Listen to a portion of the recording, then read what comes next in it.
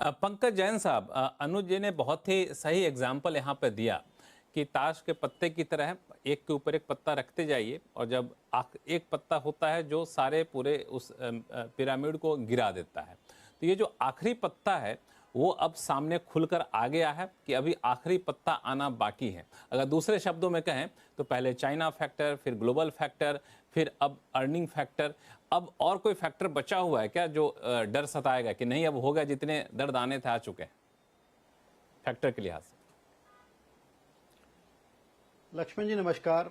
देखो लक्ष्मण जी, जो I would say strength वाले फैक्टर्स आते हैं, चाहे वो पॉजिटिव साइड हो या नेगेटिव साइड हो, आई थिंक वो ज्यादा दस्तक देके नहीं आते। अगर आज से हम 3-4 महीने पीछे चले जाएं, जिस मार्केट पूरे अपने जोश में थी और मार्केट स्ट्रेंथ टू स्ट्रेंथ थी, हम अपने बहुत सारे क्लाइंट्स से ये पूछते थे कि डेफिनेटली वैल्यूएशन ऊपर हो गई हैं, you are sitting on very smart decent profits, पर क्या आप में हिम्मत है अपने प्रॉफिट्स बुक करके सिट ऑन द साइड्स? और अगर बीच बीच में कुछ एक लोग ऐसा करते भी थे तो मार्केट का मोमेंटम इतना स्ट्रांग था, दे वर कंपेल्ड टू कम बैक। उन्हें लगता था कि जो हम नोशनल प्रॉफिट्स मिस कर रहे हैं अपने पैसे पे बैठ के, I think that was compelling them to come back into the market and to play that momentum game.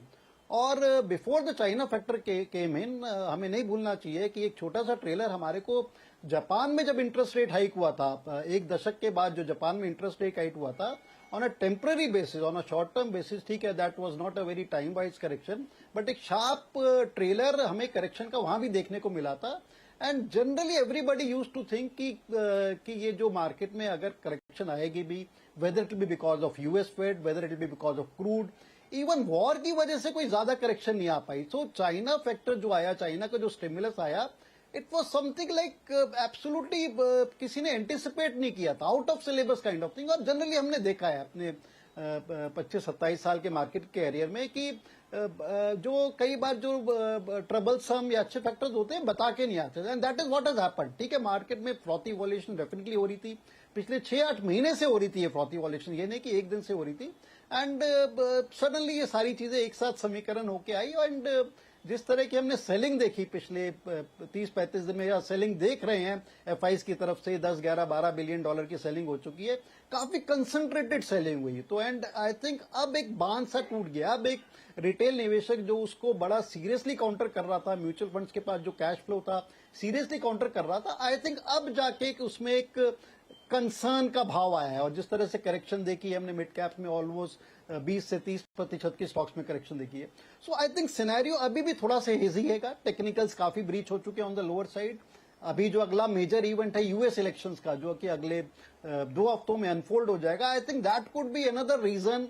Let's see किस तरह से मार्केट उसके बाद बिहेव करता है। पर मेरे को लगता है अगर हम इमीडिएट बेसिस पे अगले 10-15 दिन की बात करें तो मेरे को लगता है कि मार्केट्स उस एक इवेंट के लिए वेट करेंगी और उसके बाद हो सकता है कुछ अनफोल्डिंग होने को मिले, कुछ मार्केट में डिसेंट स्टेबिलिटी देखने को मिले। ठीक है, बीच बीच में थोड़ी बहुत शॉर्ट कवरिंग्स आती रहेंगी। सो हमारा ये विचार है, that is what we have been conveying to our clients also, कि वेट एंड वॉच मोड में रहिए। जहां पर आपने अच्छे स्टॉक्स में, अच्छे सेक्टर्स में निवेश कर रखा है, उसमें कोई कंसर्न की बात नहीं है। और जहां पर आप जस्ट मोमेंटम गेन प्ले कर रहे थे, डजेंट मैटर आप 15-20% नीचे हैंगे, अगर हिम्मत कर सकते हैं कि उसमें लॉस बुक करें। उसके अलावा एक और चीज लक्ष्मण जी मैं कहना चाहूंगा, जो कि रैशनली कुछ चीजें दिखाई दे रही थी, कुछ एक सेक्टर्स हम देख रहे थे। आज से 3-4 महीने पहले ये आभास हो गया था कि defence sector, rather post election, जब इलेक्शन के रिजल्ट्स के बाद थे, कि जो डिफेंस सेक्टर है ये पीक आउट हो गया, बहुत सीरियस फ्रॉथी वॉल्यूशन पे हो गया था।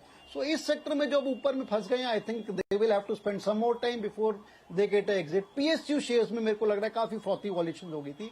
और जो सेक्टर उभर के आ रहे हैं, इन स्पाइट ऑफ जिस तरह की हमने करेक्शन देखी है, अगर आप देखेंगे टेक्नोलॉजी स्टॉक्स में सिर्फ 5-7-8% की करेक्शन हुई है, अच्छे फार्मास्यूटिकल स्टॉक्स में 5-7-8% की करेक्शन हुई है। So they are not part of that 25-35% kind of correction. और मेरे को लगता है कि ये एक ऐसे सेक्टर्स होंगे जो अगले 6-8-9 महीने में और अच्छा पैसा बना के देखेंगे। सो एक सेक्टर रोटेशन हैगी, फ्रॉथी वैल्यूएशंस की करेक्शन हैगी, इंटरनेशनल इवेंट्स की चीज हैगी, लिक्विडिटी सकआउट हो रही है एफआईज की तरफ से। एंड मेरे को नहीं लगता कि अगले 2-4 दिन में रिवर्सल ट्रेंड होने वाला है। So one will have to be careful. Sectors के साथ रहिए, अच्छे स्टॉक्स अभी भी पिक करिए, खासतौर से hospitals, pharmaceuticals, may be technology stocks and बाकी ऐसी कोई मीडियम टू लॉन्गर टर्म में मार्केट में घबराने की कोई बात नहीं है।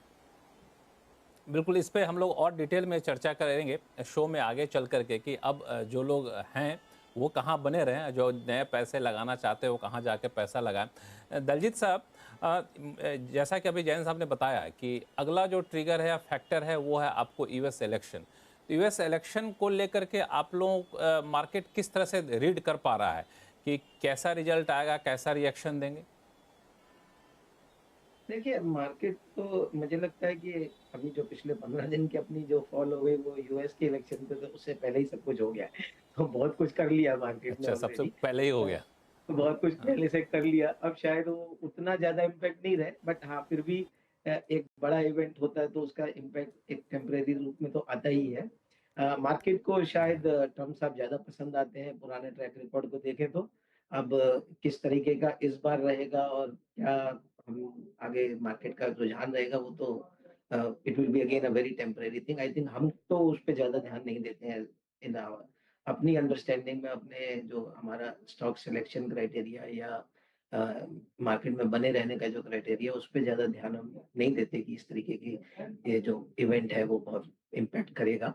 आई थिंक जो इंडिया की मैन्युफैक्चरिंग स्टोरी है, वो चाहे ट्रम्प आए या कोई भी आए, वो स्टोरी अभी बनी रहेगी और वो अपने अपने फैक्टर से बन रही है। बिकॉज अपने यहाँ ये एक अच्छा रिकग्निशन हो गया है कि ultimately we need to make in manufacturing base, और उसके लिए जो रिक्वायरमेंट है, पीएलआई स्कीम्स है, टैरिफ बेनिफिट्स हैं, वो सब जो हम दे रहे हैं, वो आई थिंक ज्यादा सस्टेनेबल है बनिस्बत इसके कि हमको कहीं से कुछ पॉजिटिव या फेवरेबल ट्रीटमेंट मिलेगा तो हम कुछ कर पाएंगे।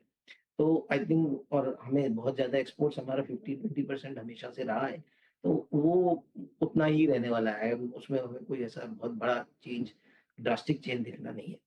एक रिस्क फैक्टर जो मैं आपके सामने लाना चाहता हूँ वो बहुत इंपॉर्टेंट है कि आप देखिए, हाँ। फूड इन्फ्लेशन जो है वो हमारे लिए एक बड़ा सिरदर्द है, और वो शायद आगे भी बना रहेगा।